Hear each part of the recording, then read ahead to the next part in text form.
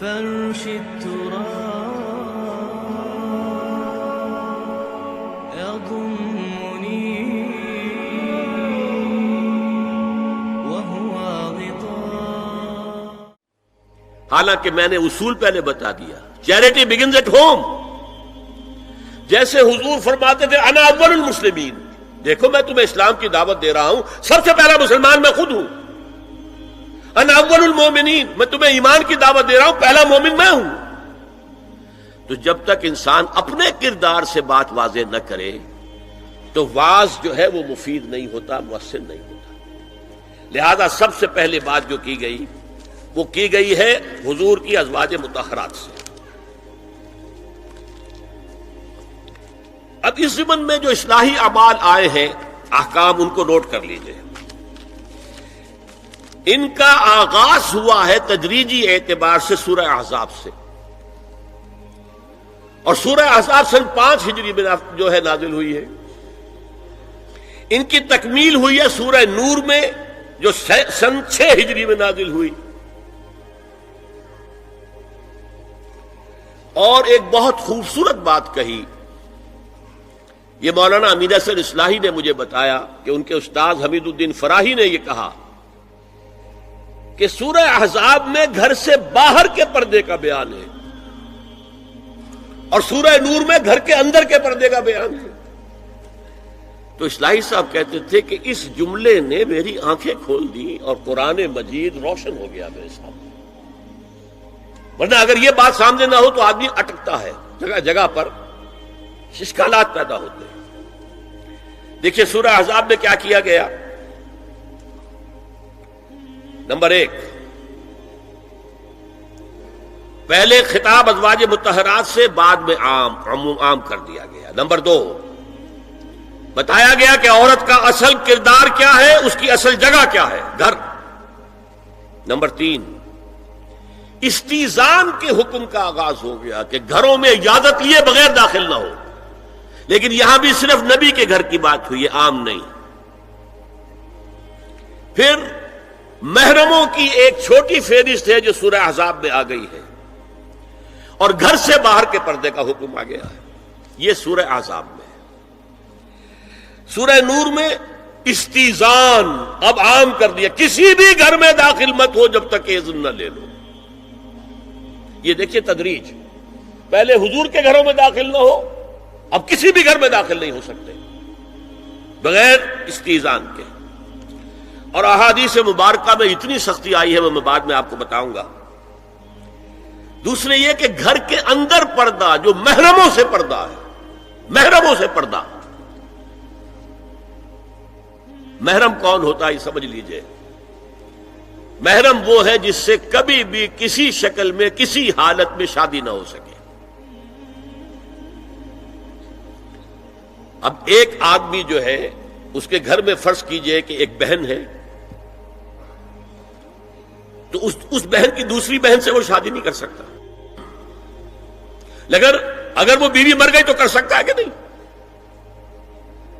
اس لیے وہ محرم نہیں ہے، نامحرم ہے. سالی نامحرم ہے. آپ کا بھائی ہے، اس کی بیوی ہے، بھابھی ہے آپ کی، آپ دیور ہیں، بھابھی سے شادی تو نہیں کر سکتے. لیکن اگر بھائی کا انتقال ہو جائے تو آپ شادی کر سکتے. تو شادی ہو سکتی ہے تو وہ محرم نہیں ہوا، وہ نامحرم ہے. محرم صرف وہی ہے جس سے کبھی کسی حال میں شادی کا امکان نہ ہو. اس کی ابتدائی فہرست جو ہے سورہ احزاب میں ہے، تفصیلی فہرست جو ہے وہ سورہ نور میں ہے. اب دیکھیے گھر کے اندر بیٹھنے سے متعلق کیا بات کہی گئی. بزار اور ترمذی میں حضرت عبداللہ ابن مسعود سے نبی ایک وسلم کا یہ ارشاد نقل ہوا ہے، ان المرأۃ عورۃ، عورت چھپا کر رکھنے کی چیز ہے. ہمارے ایک نوجوان ساتھی نے ایک دفعہ مضمون لکھا تھا بڑا پیارا. انہوں نے کہا کہ قرآن مجید میں جو اشارات ہیں، حور مقصورات فی الخیام، وہ حوریں جو ہوں گی وہ خیموں کے اندر ہوں گی، وہیں رہیں گی. قصر کہتے ہیں روک دینے کو، باہر نہیں نکلتی وہ. مقصورات فی الخیام، حوروں کا کأنہن لؤلؤ مکنون، ایسے ہوں گے کہ جیسے کہ موتی جسے چھپا کر رکھا جائے. عورت چھپا کر رکھنے کی شے ہے. المرأۃ کلھا عورۃ، عورت کہتے ہی اس کو ہے جسے چھپا کر رکھا جائے. ان المرأۃ عورۃ فاذا خرجت، جب وہ گھر سے نکلتی ہے، استشرفھا شیطان، اب شیطان جو ہے اس کو طاق میں رکھتا ہے. واقرب ما تکون برحمۃ ربھا وہی فی قعر بیتھا، وہ اپنے رب کی رحمت سے قریب ترین ہوتی ہے جبکہ اپنے گھر کے بھی کسی اندرونی حصے میں ہو. صحن میں ہوگی تو شاید ادھر ادھر کے کوٹھوں سے نظر پڑ جائے. اسی لیے فرمایا مردوں کے لیے مسجد میں نماز افضل 28 گنا، اور عورت کے لیے گھر کی نماز مسجد سے افضل، گھر کے صحن کی مسجد سے افضل، دالان کی صحن سے افضل، کمرے میں اس سے افضل، اور کمرے کی کوئی بغلی کوٹھڑی ہے تو اس میں سب سے افضل. یہ احادیث نبی اکرم صلی اللہ علیہ وسلم. مزاج ہے نا، اس سے بن رہا ہے، ایک معاشرت وجود میں آ رہی ہے. یہ ساری چیزیں کیوں آ رہی ہیں؟ اور سنیے، عبداللہ ابن احمد ابن حنبل نے زوائد الزہد میں اور ابن ابی شیبہ نے، ابن سعد نے اپنی کتابوں میں مسروق کی روایت نقل کی ہے کہ حضرت عائشہ جب تلاوت قرآن کرتے ہوئے اس آیت پر پہنچتی تھی وقرن فی بیوتکن، تو بے اختیار رو پڑتی تھی. قرآن کہتا ہے اپنے گھروں میں رہو. حضرت عائشہ نے شہادت عثمان کے بعد باہر نکل کر لشکر کی قیادت کی. پھر ساری عمر افسوس رہا کہ میں نے غلط کام کیا. دیکھیے کیا معاملہ تھا. حضرت علی رضی اللہ تعالیٰ سے جنگ کی تھی، 10,000 آدمی ایک رات میں مرے، لیکن حضرت علی کا کردار کیا تھا؟ یہ نہیں کہ اب عائشہ شکست ہو گئی ہے تو لوڈی بنا لوں. انا للہ و انا الیہ راجعون. اتنا احترام کیا ہے، مدینے کی چند عورتوں کو ساتھ دے کر بڑے احترام سے مدینے پہنچا دیا، وہاں کی عورتوں، کوفے کی عورتوں کو ساتھ دے کر، اور صرف یہ کہا کہ آپ کی یہ ذمہ داری نہیں تھی، آپ نے یہ ذمہ داری خام خواہ لے لی. صرف یہ، اور کچھ نہیں، کوئی ملامت. حافظ ابو بکر بزار حضرت انس سے روایت کرتے ہیں کہ عورتوں نے حضور سے عرض کیا کہ ساری فضیلت تو مرد لوٹ کے لے گئے، وہ جہاد کرتے ہیں اور خدا کی راہ میں بڑے بڑے کام کرتے ہیں، ہم کیا عمل کریں کہ ہمیں بھی مجاہدین کے برابر اجر مل سکے؟ جواب میں آپ نے فرمایا من قعدت منکن فی بیتہا فإنہا تدرک عمل المجاہدین، تم میں سے جو شخص اپنے گھر میں بیٹھی رہے گی وہ مجاہدین کا اجر حاصل کر لے گی. یہ ایک ہوا کا رخ ہے، بتایا جا رہا ہے، یہ نظام ہے جس کو اس شکل میں دیا جا رہا ہے. اب میں چاہتا ہوں سورہ احزاب کی جو آیات ہیں ان کے حوالے سے کچھ باتیں جو حکمت دین کی ہیں اور بہت اہم ہیں وہ آپ کے سامنے آ جائیں. دیکھیے، میں نے سب سے پہلے آیت پڑھی تھی لَقَدْ كَانَ لَكُمْ فِي رَسُولِ اللَّهِ أُسْوَةٌ حَسَنَةٌ. اے مسلمانوں، تمہارے لیے اللہ کے رسول کی زندگی میں ایک بہترین نمونہ ہے، اسوہ حسنہ ہے. ایک بات اس میں غور طلب ہے، مردوں کے لیے تو اسوہ کامل ہے. مرد اگر سپہ سالار ہے تو اسوہ موجود ہے حضور کا، مرد اگر صدر ریاست ہے، خلیفہ ہے تو اسوہ موجود ہے رسول کا، کوئی قاضی القضات ہے تو اسوہ موجود ہے رسول کا، کوئی کسی مسجد میں خطیب ہے، امام ہے تو اسوہ موجود ہے، باپ کی حیثیت سے اسوہ موجود ہے، شوہر کی حیثیت سے اسوہ موجود ہے کہ نہیں؟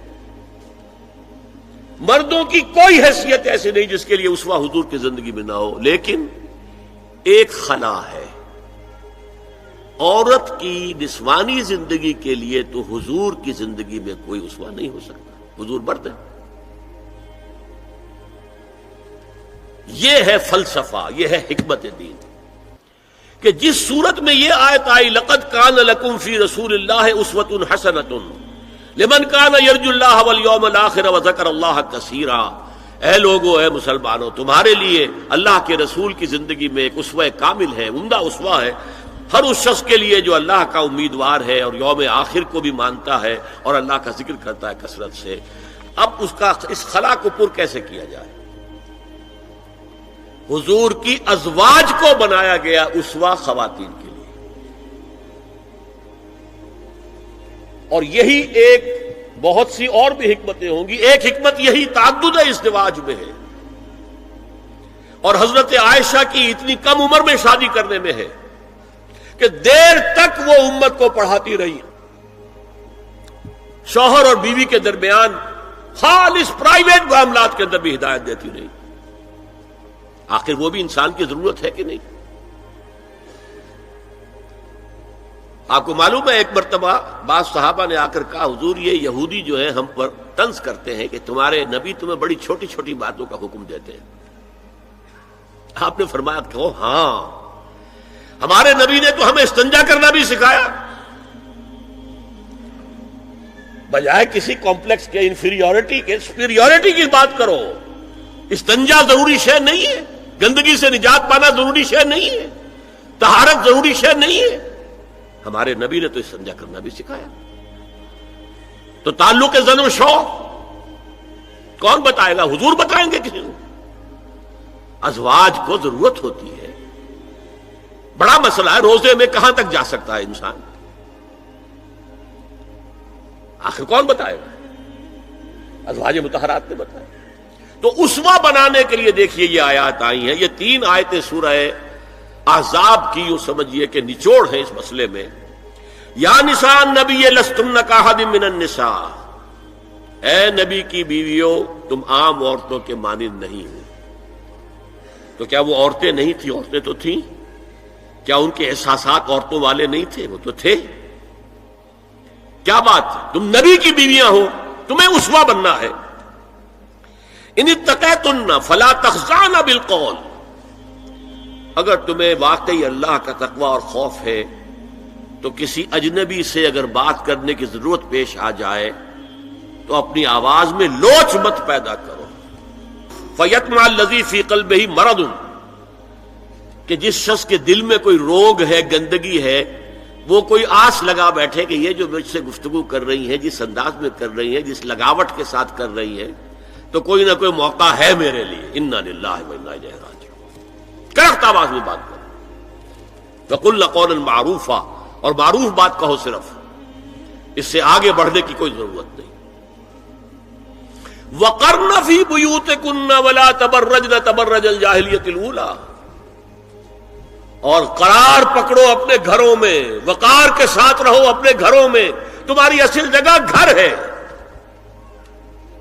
باہر نکلنا تمہارا کام نہیں ہے۔ ہاں ضرورت ہو سکتی ہے، اس کا بعد میں ذکر آ جائے گا، لیکن فلسفہ کیا ہے؟ عورت کی اصل جگہ اس کا گھر ہے۔ جو ڈیوٹیز کی تقسیم کر دی گئی ہے اللہ کی طرف سے، اس میں عورت کا اصل مقام اس کا گھر ہے۔ میں حدیث سنا چکا ہوں کہ جب گھر سے عورت نکلتی ہے تو شیطان تاکتا ہے اس کو، اور پھر ظاہر بات ہے کہ اس سے جو فتنے پیدا ہوتے ہیں وہ سب شیطان کے ذریعے سے ہوتے ہیں۔ وَلَا تَبَرَّجْنَ تَبَرُّجَ الْجَاهِلِيَّةِ الْأُولَىٰ، اور جو جاہلیت تھی، اسلام کے آنے سے پہلے کا جو دور تھا، اس میں جس طرح تم بند سمر کر اور لوگوں کی نگاہوں میں آنے کے لیے نکلتی تھی، اب وہ طریقہ اختیار نہ کرو۔ دیکھیے یہ بھی ایک بڑا نفسیاتی نکتہ ہے۔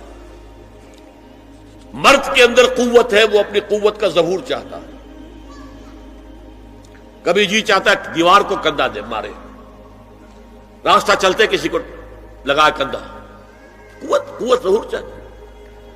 عورت کے پاس سب سے بڑا سرمایہ اس کا نسوانی حسن ہے، جسمانی طاقت تو نہیں ہے نا، اس کے اندر ایک ارج ہے کہ اپنے آپ کو ظاہر کرے۔ اس کا نام تبرج، بروج کہتے تھے ان برجیوں کو کہ جو فصیلوں کے اوپر ہوتی تھی، اور ظاہر بات ہے دور سے مسافر آ رہا تو پہلے تو برجی نظر آتی تھی نا، تو نگاہوں میں آنا، نگاہوں میں کھپنا، یہ تبرج ہے۔ تو تم جس طرح پہلے بناؤ سنگھار کر کے نکلا کرتی تھی، اور تبرج الجاہلیہ اب وہ چھوڑ دو۔ وَأَقِمْنَ الصَّلَاةَ وَآتِينَ الزَّكَاةَ، اور نماز قائم رکھو، زکوٰۃ ادا کرو، وَأَطِیعُوا اللَّهَ وَرَسُولَهُ، اور اللہ اور اس کے رسول کی اطاعت پر کاربند رہو۔ اب آئے الفاظ جو اہم ترین ہیں، انما یرید اللہ لیذھب عنکم الرجس اہل البیت ویطہرکم تطہیرا۔ اے نبی کے گھر والیو، اللہ یہ چاہتا ہے کہ تم سے ہر طرح کی برائی، ہر طرح کی ناپاکی کو دور کر دے اور تمہیں پاک کر دے۔ پاک کرنا کر، خوب خوب خوب خوب، تطہیرا، یطہرکم تطہیرا۔ کیوں؟ تمہیں نمونہ بننا ہے، تمہیں اسوہ بننا ہے۔ یہ الفاظ اصل میں آئے ہیں قرآن مجید میں ازواج مطہرات کے بارے میں۔ سارا جملہ چل رہا ہے یا نساء نبی سے۔ ہمارے کچھ دوستوں نے اسو کہا ہے کہ اہل بیت سے مراد حضرت علی، حضرت فاطمہ، حضرات حسنین ہیں۔ وہ بھی حضور نے فرمایا، میں نے ایک ٹی وی مذاکرے کے اندر بھی جب کچھ حضرات کہہ رہے تھے کہ اہل بیت تو اصل میں وہ ہیں، میں نے کہا نہیں، اصل میں بیویاں ہیں لیکن وہ بھی اہل بیت ہیں۔ حضور نے ایک چادر میں جب سمیٹا سب کو، تو یہ بھی اللہم ہؤلاء اہل بیت، یہ بھی میرے اہل بیت ہیں۔ سلمان منا اہل البیت، سلمان بھی ہمارے اہل بیت میں سے، جو جتنا قریب ہوا۔ لیکن قرآن میں یہ لفظ آتا ہے صرف بیویوں کے لیے، ازواج کے لیے۔ حضرت ابراہیم کے پاس جب فرشتے آئے تھے حضرت اسحاق کی ولادت کی خبر دینے کے لیے، تو جب حضرت سارہ نے سنا تو وہ آئیں اپنے دوہتر مارتی ہوئی اپنے پیشانی پر، آلد وانا عجوز وہذا بالی شیخا، کیا میں جنوں گی اب جبکہ میں بوڑھی پھونس ہو گئی ہوں اور میرا یہ شوہر جو ہے یہ بھی بڈھا پھونس ہے۔ 100 برس کی عمر تھی حضرت ابراہیم علیہ السلام کی، اور کتنی ہوگی اس کے آس پاس ہی ہوگی، 90-95 حضرت سارہ ہوگی۔ اس کو فرشتوں نے کہا تھا کہ کیا آپ اللہ کی رحمت سے مایوس ہو گئی؟ السلام علیکم وبرکاتہ اہل البیت، اے نبی کے گھر والی، اے نبی کے گھر والو، تم پر اللہ کی سلامتی ہو، رحمت ہو۔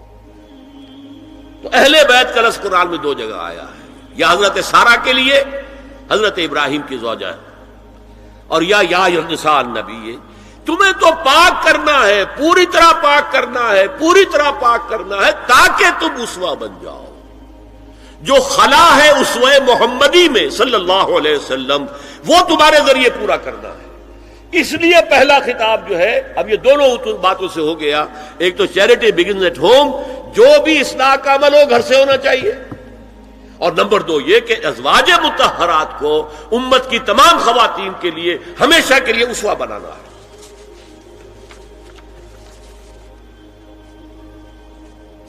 اسی طریقے سے استیزان کا معاملہ بھی آیا ہے، لیکن وہ بھی صرف نبی کے گھروں تک آ رہا ہے۔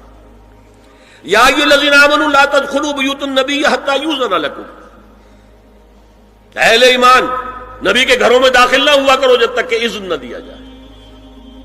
یہ پرائیویسی، گھر کی پرائیویسی، اس پر میں تفصیل سے بعد میں بات کروں گا، چونکہ تفصیل اس کی آئی ہے سورہ نور میں۔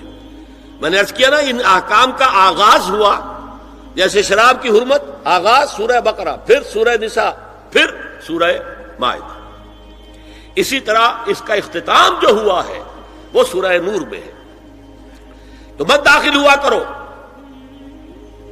اور اس کے بعد فرمایا وَإِذَا سَأَلْتُمُوهُنَّ مَتَاعًا فَاسْأَلُوهُنَّ مِنْ وَرَاءِ حِجَابٍ، اور دیکھو اگر نبی کی بیویوں سے کوئی چیز مانگنی ہو تو پردے کی اوٹ سے مانگو۔ یہ حجاب کا لفظ آیا ہے، جس کو کہا جاتا ہے کہ حجاب کا کوئی حکم قرآن میں ہے ہی نہیں۔ پہلے وہاں کے گھر کھلے ہوتے تھے، دروازوں پر کوئی پردہ وردہ نہیں ہوتا تھا، اور گھر کوئی کنالوں کے اور ایکڑوں کے تو نہیں ہوتے تھے، چھوٹے چھوٹے گھر۔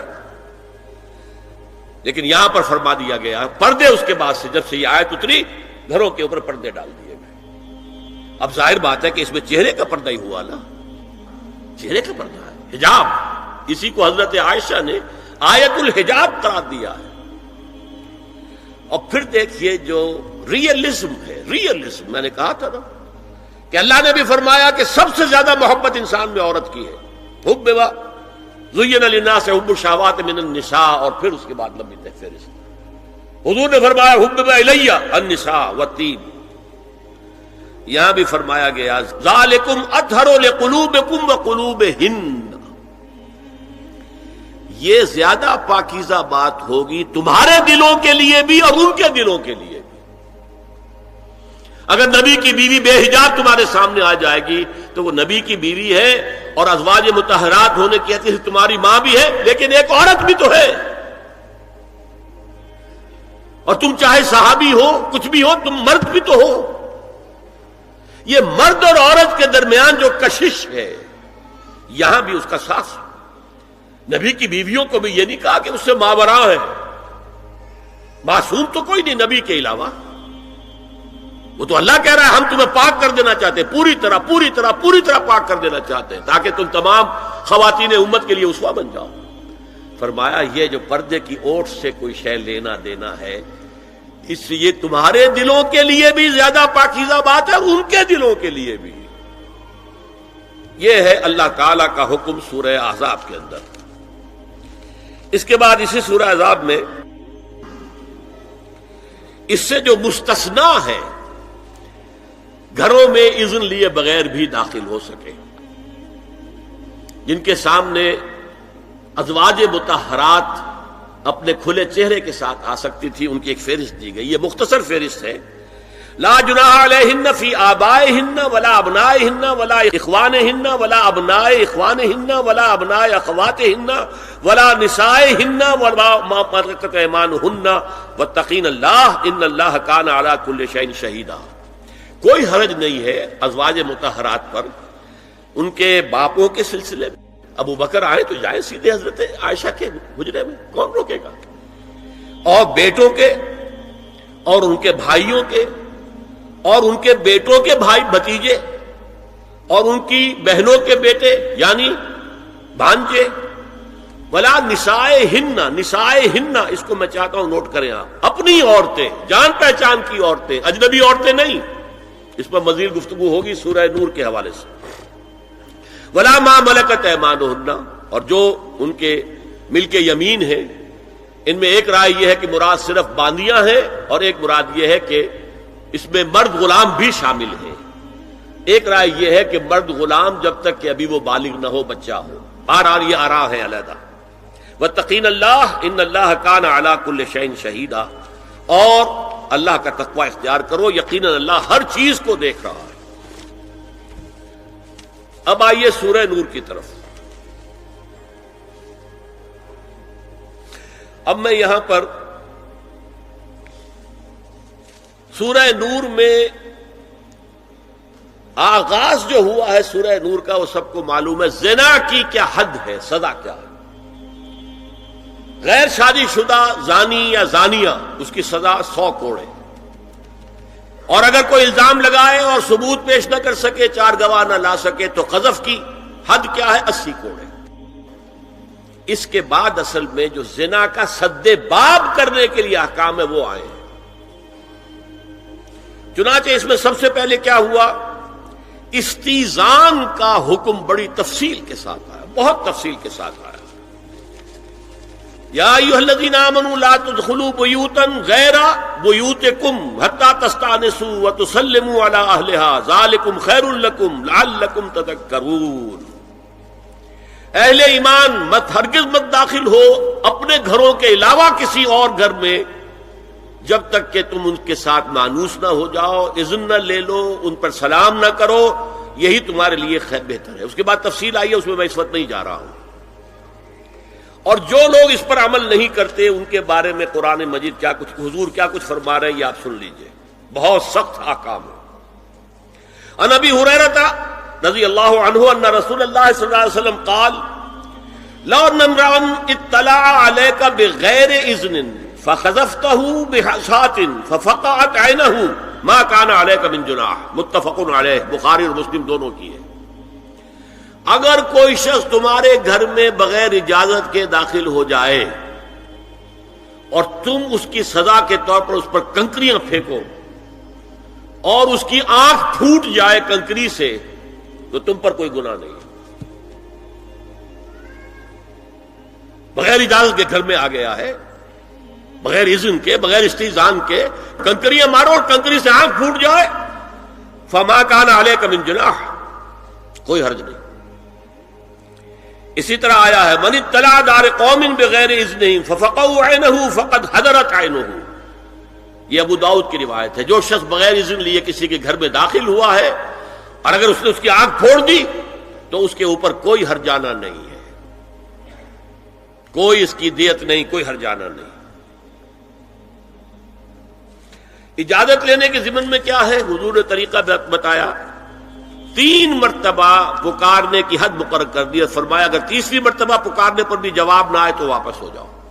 قرآن میں بھی ہے اذا قیل لکم ارجعوا فارجعوا، اگر وہ کہتے چلے جاؤ، ملاقات نہیں ہو سکتی، چلے جاؤ۔ ہاں اگر آپ ٹائم لے کر آئے ہیں تب بات دوسری ہے، پھر تو اس کو ملنا ہے، لیکن آپ ایسے ہی پہنچ گئے ہیں، پتہ نہیں وہ اپنی کس مصروفیت میں ہے، آپ کا حق نہیں ہے کہ وہ آپ کو ریسیو کرے اور آپ سے بات کرے۔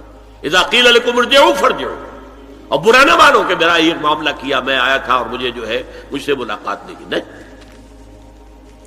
اور اس سلسلے میں ایک بڑا دلچسپ واقعہ ہے۔ ایک مرتبہ آپ حضرت سعد ابن عبادہ کے ہاں گئے اور السلام علیکم ورحمۃ اللہ کہہ کر 2 دفعہ اجازت طلب کی، مگر اندر سے جواب نہ آیا۔ تیسری مرتبہ جواب نہ ملنے پر آپ واپس ہو گئے۔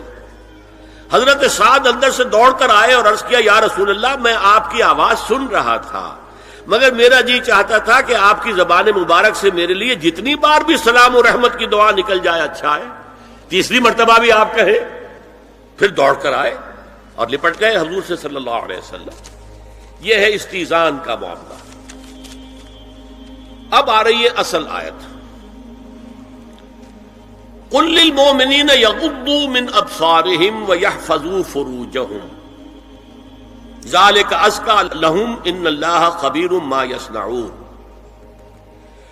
وقل للمؤمنات یغضضن من ابصارہن ویحفظن فروجہن ولا یبدین زینتہن الا ما ظہر منہا وَلْيَضْرِبْنَ بِخُمُرِهِنَّ عَلَى جُيُوبِهِنَّ وَلَا يُبْدِينَ زِينَتَهُنَّ إِلَّا لِبُعُولَتِهِنَّ أَوْ آبَائِهِنَّ أَوْ آبَاءِ بُعُولَتِهِنَّ أَوْ أَبْنَائِهِنَّ أَوْ أَبْنَاءِ بُعُولَتِهِنَّ أَوْ إِخْوَانِهِنَّ أَوْ بَنِي إِخْوَانِهِنَّ أَوْ بَنِي أَخَوَاتِهِنَّ أَوْ نِسَائِهِنَّ أَوْ مَا مَلَكَتْ أَيْمَانُهُنَّ أَوِ التَّابِعِينَ غَيْرِ أُولِي الْإِرْبَةِ مِنَ الرِّجَالِ أَوِ الطَّفْلِ الَّذِينَ لَا يَظْهَرُوا عَلَى عَوْرَاتِ النِّسَاءِ ولا يضربن بأرجلهن ليعلم ما يخفين من زينتهن وتوبوا إلى الله جميعا أيها المؤمنون لعلكم تفلحون۔ یہ لمبی آیت ہے۔ اہل ایمان، اے نبی کہہ دیجئے اہل ایمان مردوں سے اپنی نگاہیں نیچی رکھا کریں اور اپنی شرمگاہوں کی حفاظت کریں، یہی ان کے لیے زیادہ پاکیزہ عمل ہے۔ ان اللہ خبیر بما یصنعون، اور جو کچھ وہ کر رہے ہیں اللہ اس سے واقف ہے۔ وقل للمؤمنات یغضضن من ابصارہن، اور مومن عورتوں سے بھی کہہ دیجئے کہ وہ اپنی نگاہیں جو ہیں نیچی رکھا کریں، ویحفظن فروجہن، اپنی شرمگاہوں کی حفاظت کریں، ولا یبدین زینتہن الا ما ظہر منہا، اور اپنی زینت کو ظاہر نہ کیا کریں سوائے اس کے کہ جو بالکل ظاہر ہو جائے، از خود ظاہر ہو۔ دیکھیے سب سے پہلے میں آپ کو بتا چکا ہوں کہ یہ گھر کے اندر کا پردہ ہے۔ نگاہیں نیچی رکھنا گھر کے مرد بھی اور گھر کی عورتیں بھی۔ یہ کیوں کہا گیا؟ آج آپ کے علم میں نہیں ہوگا انسیسٹ کس قدر تیزی سے پھیل رہا ہے مغرب کے اندر۔ انسیسٹ کہتے ہیں باپ کا اپنی بیٹی سے ملوث ہو جانا، ماں کا اپنے بیٹے سے ملوث ہو جانا، بہن بھائیوں کا آپس میں زناکاری کرنا، یہ انسیسٹ کہلاتا ہے۔ اس وقت امریکہ میں سب سے زیادہ جو پریکٹس ہے وہ سائیکیٹرسٹ کی ہے، بڑی فیسیں ہیں، بڑی دوائیں ہیں، جو فارماسیوٹیکل انڈسٹری ہے اس میں بھی سب سے زیادہ فلرشنگ وہ دوائیں ہیں کہ جو ذہنی امراض کی۔ اور مجھ سے وہاں کئی سائیکیٹرسٹ نے کہا ذہنی امراض کا سب سے بڑا سبب انسیسٹ ہے۔ بیٹی سے زنا کیا ہے باپ نے، بیٹی کے دل پر جو داغ لگ گیا ہے اس کا دماغی توازن ٹھیک نہیں رہتا۔ بہن سے زنا کیا بھائی نے، اور یہ نہ سمجھیے کہ آپ کے ہاں نہیں ہو رہا، یہ وبا آ چکی ہے۔ کہیں آپ نے اخبار میں پڑھا ہوگا بیٹی نے جا کر تھانے میں خبر دی کہ باپ نے میرے ساتھ یہ حرکت کی. یہ ساری چیزیں آج ہو رہی ہیں ہمارے یہاں. اس لیے کہ جب زنا کے جو دواعی ہیں، داعیات ہیں، جو زنا کی ترغیب ہے وہ پھیلی ہوئی ہوگی، عام ہوگی، تو راستے نکالے گا. گھروں میں مرد بھی اپنی نگاہیں نیچی رکھیں. کیا مطلب؟ باپ بھی اپنی بیٹی کو گھور کر نہ دیکھے. بیٹی بیٹی ہے، لڑکی ہے. جوان بھائی بھی اپنی جوان بہن کو گھور کر نہ دیکھا. نگاہیں نیچی رکھو. یہ نگاہیں نیچی رکھنا بازار میں چلتے ہوئے نہیں ہے. وہ تو سوسائڈ ہو جائے گی، موت آ جائے گی. کوئی گاڑی آپ کو روک دے گی. یہ گھر کے اندر ہے. اور اس لیے ہے کہ بہرحال باپ مرد ہے، بیٹی عورت ہے. میں نے آپ کو فرائیڈ کی بات بتا دی ہے. وہ تو کہتا ہی ہے کہ باپ اگر محبت بھری نگاہ بیٹی پر ڈال رہا ہے، اس میں سیکس ہے، سیکس کا جذبہ ہے. اگر ماں بیٹے پر محبت بھری نگاہ ڈال رہی ہے تو سیکس ہے. ایڈیپس کمپلیکس مشہور ہے اس کا. لیکن اپنی جگہ یہ ہے کہ باپ مرد ہے، بیٹی عورت ہے. بھائی مرد ہے، بہن عورت ہے. لہذا گھروں کے اندر بھی اپنی نگاہوں کو نیچا رکھو. میں آپ کو قول سنا چکا ہوں مولانا فراہی کا. اصلاحی صاحب نے کہا، جب مولانا فراہی نے مجھ سے یہ کہا کہ اصل میں سورہ احزاب میں گھر کے باہر کا پردہ ہے اور سورہ نور میں گھر کے اندر کا پردہ ہے، تو کہتے میری آنکھیں کھل گئیں اور چابی مل گئی، کلید مل گئی ان آیات کو سمجھنے کی، ان کی اصل پس منظر کو، حقیقت کو جاننے کا راستہ کھل گیا. تو یہ جو ہے غض بصر، یہ باہر کے لیے نہیں ہے، یہ گھر کے اندر کے لیے. بیٹی کا آخر جوان ہو رہی ہے، اس کے سینے کے اوپر کچھ غبار آ رہا ہے، اس کو گھور کر مت دے، مت دے، نگاہیں نیچی کر. قل للمؤمنین یغضوا من ابصارہم ویحفظوا فروجہم ذلک ازکی لہم ان اللہ خبیر بما یصنعون. نوٹ کر لیجئے کہ یہ کہاں ہو رہا ہے؟ گھر میں داخلے کے بعد. گھر میں داخلہ اجازت سے، اور داخلہ ہوگا صرف محرموں کا. گھر کے اندر جو ہے وہ نامحرم تو نہیں آئے گا. یہ میں آگے بیان کر رہا ہوں. وَقُلْ لِلْمُؤْمِنَاتِ يَغْضُضْنَ مِنْ أَبْصَارِهِنَّ وَيَحْفَظْنَ مِنْ فُرُوجِهِنَّ. اور کہہ دیجئے مومن عورتوں سے بھی کہ وہ بھی اپنی نگاہیں جھکا کر رکھیں اور اپنی شرمگاہوں کی حفاظت کریں. وَلَا يُبْدِينَ زِينَتَهُنَّ إِلَّا مَا ظَهَرَ مِنْهَا. اس ٹکڑے پر بڑا قیل و قال ہے جدید مفکرین اور جدید دانشوروں نے کہ وہ اپنی زینت ظاہر نہ کرے سوائے اس کے جو خود ظاہر ہو جائے. وہ کہتے ہیں اس میں چہرہ بھی شامل ہے، اور جب چہرہ شامل ہے تو اس کا مطلب چہرے کا پردہ نہیں ہے. لا حول ولا قوت الا باللہ. آپ کو بہت سے حضرات نے وہ پڑھی ہوگی بحث جو جنگ میں ہو گئی تھی. ایک صاحب وہ انسٹیٹیوٹ آف پالیسی اسٹڈیز اس کے اسکالر ہیں، ریسرچ کا، انہوں نے لکھ دیا کہ الا ما ظہر منہا میں چہرہ ظاہر ہے، شامل ہے، لہذا پردہ نہیں ہے. اور ارشاد احمد حقانی صاحب نے بھی زوردار اس کے اوپر جو ہے وہ تائید لکھ دی، اور گویا کہ کہا کہ اب تو مسئلہ ہی طے ہو گیا. جب ایک ریسرچ اسکالر کہہ رہا ہے تو یہ مولوی ملاٹے جو کہتے پڑھتے ہیں کہ یہ عورت کا جو چہرے کا پردہ ہے، تو بات ختم ہو گئی. The matter is clutched. میں نے صرف ایک جواب دیا کہ اس شخص نے جو بڑا ریسرچ اسکالر تھا، پہلے یہ لکھا ہے کہ سورہ نور کی ان آیات میں سطر کے احکام آ رہے ہیں، تو پھر یہاں پردے کا چہرے کا معاملہ کیا ہو؟ سطر میں تو پردہ چہرہ شامل نہیں ہے. محرموں سے پردہ کیا ہے؟ محرموں سے، اس کا نام سطر ہے. عورت کا پورا جسم سطر ہے سوائے چہرے کی ٹکیا اور یہ ہاتھ اور یہ پاؤں، بس. کیا مطلب ہے؟ بھائی بھی نہیں دیکھ سکتا بہن کے جسم کا کوئی اور حصہ، باپ بھی نہیں دیکھ سکتا بیٹی کے جسم کا کوئی حصہ. یہ سطر ہے. سطر محرموں سے پردہ ہے. اس سے آگے صرف شوہر یا حسب ضرورت طبیب، سرجن، بس. یہ محرموں کا پردہ. گھر میں عورت رہے گی تو سطر کے ساتھ رہے گی. محرم آئیں گے، چچا اس کا محرم ہے، آئے گا. لیکن وہ بھی تو مرد ہے نا، چہرہ تو نہیں ڈھانپے گی اس لیے کہ محرم ہے، لیکن باقی جسم ستر، عورت کا پورا جسم ستر ہے سوائے چہرے کی ٹکیا، بال بھی ستر میں شامل ہے۔ سر پر وہ سکارف جو آج کل بنا ہوا ہے بہت بڑا مسئلہ، انہوں نے چہرے کو نکال دیا، صرف سکارف سمجھا ہوا پر حجاب کہتے ہیں، حالانکہ وہ حجاب پورا تو نہ ہوا، وہ صرف ایک حصہ ہے، لیکن ایک حصہ صحیح ہے، سر کے بال جو ہے وہ چھپے ہونے چاہیے، یہ سطر میں شامل ہے۔ چہرے کی ٹکیا ہے جو سطر سے باہر ہے، ہاتھ ہے پونچوں سے باہر، اور پیر ہے ٹخنوں سے نیچے، بس اللہ اللہ خیر۔ تو فرمایا ما ظہر منہا من زینتہن میں الا ما ظہر منہا میں کیا کیا چیزیں آ سکتی ہیں؟ دیکھیے، اگر عورت پوری کی پوری برقعے کے اندر ملبوس ہے، چہرے پر بھی نقاب ہے، آنکھوں کے آگے بھی یا جالی ہے یا کوئی چشمہ ہے، تو پھر بھی اس کے حسن کا ایک حصہ وہ ہے جو ظاہر ہے۔ اگر طویل القامت ہے، قد و قامت، یہ حسن کا حصہ ہے کہ نہیں؟ وہ کہاں چھپائے گی؟ اور غالب نے جو شعر کہا ہے، تیرے سرو قامت سے ایک قد آدم قیامت کے فتنے کو کم دیکھتے ہیں۔ سرو قد عورت، اسی طرح جسم سے ڈول ہے، اکیرا بدن ہے، یہ تو نہیں چھپے گا۔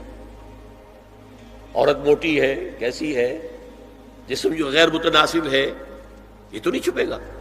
متناسب ہے اعضاء، قداور ہے، اکیرا بدن ہے، یہ ہے وہ چیزیں کہ جو حجاب کے سلسلے میں ما ظہر منہا، یہاں ہو رہا ہے کہ جو سطر کے سلسلے میں ہے ما ظہر منہا، زینت کا، اور وہ چہرہ ہے۔ لیکن اب اس میں ایک اور بات، وَلْيَضْرِبْنَ بِخُمُرِهِنَّ عَلَى جُيُوبِهِنَّ، یہ بھی گھر کے اندر کی بات ہو رہی ہے، چونکہ میں پہلے بتا چکا ہوں، جلباب ہوتا تھا جب گھر سے باہر نکلتی تھی عورت، تو وہ اپنی چادر لپیٹتی تھی اپنے گرد، چہرہ نہیں ڈھانپتی تھی، صرف چہرے کا حکم دیا گیا اس کے ضمن میں۔ وہ سورہ عذاب کی آیت ہے، وہ رہ گئی، وہ میں بیان کروں گا۔ اور خمار اوڑھنی ہوتی تھی جو گھر میں اوڑھتی تھی، گھر میں ظاہر بات ہے کہ جلباب تو نہیں لیا جا سکتا، آخر گھر کا کام کاج کرنا ہے، ہلکی سی اوڑھنی تو وہ گھر میں، لیکن فرمایا وَلْيَضْرِبْنَ بِخُمُرِهِنَّ عَلَى جُيُوبِهِنَّ، اور انہیں چاہیے کہ اپنی اوڑھیوں کے، بکل اوڑھنیوں کے اپنے سینوں کے اوپر، گریبانوں کے اوپر بھی مار لیا کریں، تاکہ یہ سینے کے جو ابھار ہیں ان کو ایک ایڈیشنل کور مل جائے۔ دیکھیے سطر کا تقاضے کیا ہے، گن لیجئے۔ لباس نبیز ہونا چاہیے، باریک نہیں۔ حضور نے فرمایا اللہ کی لعنت ہو ان پر جو لباس پہن کے بھی ننگی ہوتی ہے۔ باریک اتنا لباس ہے یا چست اتنا لباس ہے، ڈھیلا ڈھالا ہونا چاہیے، نبیز ہونا چاہیے۔ لباس کے اندر یہ دو حصے جو ہیں وہ لازم ہیں۔ اور پھر سینے پر، اب ظاہر بات ہے کرتا پہنا ہوا ہے، ڈھیلا ڈھالا ہے، پھر بھی یہ سینے کے ابھار تو ظاہر ہو جائیں گے۔ ان پر ایک اضافی اوڑھنی سر پر سے لے کر اور اپنے اس گریبان کے اوپر بکل مار لینا، تاکہ یہ جو نسوانی حسن کا دوسرا مظہر ہے، پہلا چہرہ سب سے بڑا چہرہ۔ اب جو لوگ کہتے چہرے کا پردہ نہیں ہے، تو خدا کے بندو پھر پردے کی ضرورت کیا ہے؟ نسوانی حسن اگر اس میں اٹریکشن ہے، وہ کہاں ہوتا ہے سب سے بڑھ کر؟ مظہر اول کون سا ہے نسوانی حسن کا؟ چہرہ ہی تو ہے۔ اب میں ذرا شرم کے ساتھ کہہ رہا ہوں، لیکن یہ اپنی شاعری کے کچھ الفاظ آپ کو سنا رہا ہوں۔ یہ لب لعلین کہاں ہوتے ہیں؟ چہرے پر ہوتے ہیں یا کہیں اور ہوتے ہیں؟ یہ عارض گلگوں یہ کہاں ہوتے ہیں؟ چہرے پر ہوتے ہیں یا کمر میں لگے ہوتے ہیں؟ یہ چاہے زقن، تھوڑی میں اگر کچھ کھڈا پڑا ہوا ہو، چاہے زقن، یہ تعریفیں جو شاعری میں ہوتی ہیں، یہ کہاں ہوتا ہے؟ یہ مژگاں کے تیر یہ کہاں ہوتے ہیں؟ یہ نرگسی آنکھیں یہ کہاں ہوتی ہیں؟ اور ستواں ناک یہ کہاں ہوتی ہے؟ چہرہ ہی تو ہے نا، سب سے بڑی اٹریکشن تو چہرہ ہے۔ اسی کو نہ چھپایا تو پھر اور کیا چھپایا؟ ہاں دوسری چیز چھاتی کے ابھار بہت اٹریکٹیو ہوتے ہیں انسان کے لیے. اس کے لیے یہ ہے کہ وَلْيَضْرِبْنَ بِخُمُرِهِنَّ عَلَى جُيُوبِهِنَّ، کرتا بھی دبیز کپڑے کا ہو، کرتا جو ہے ڈھیلا ڈھالا بھی ہو، شلوار اور دبیز تر کپڑے کی ہو، ڈھیلی ڈھالی ہو، اور اوڑھنی کا بکل جو ہے اپنے سینے پر مار لیا جائے. اب اس کے بعد فرمایا وَلَا يُبْدِينَ زِينَتَهُنَّ إِلَّا لِبُعُولَتِهِنَّ. اب یہاں یہ زینت کا لفظ آ رہا ہے چہرے کے لیے، اور چہرے ہی میں کچھ سنگھار بھی ہوتا ہے. کچھ سرما لگایا ہوا ہے، فرض کیجئے کسی اور طرح کا کوئی زیور پہنا ہوا ہے، گلے میں پڑا ہے، کانوں میں بندے ہیں وغیرہ وغیرہ. یہ زینت چہرہ اور اس کے ساتھ کوئی بناؤ سنگھار کا معاملہ، جس کی کہ حضور صلی اللہ علیہ وسلم نے تلقین کی ہے. عورت کو گھر میں بن سنور کر رہنا چاہیے، شوہر کے لیے اٹریکٹیو رہنا چاہیے. خاص طور پر شوہر جب آنے والا ہے شام کو دفتر سے، اس وقت عورت جو ہے بن سنور کر رہے ہیں. اس لیے کہ اصل مقصد کیا ہے، جتنی بھی انسان میں سیکشول انرجی ہے وہ مرکوز رہے شوہر اور بیوی کے درمیان. یہ فلسفہ ہے.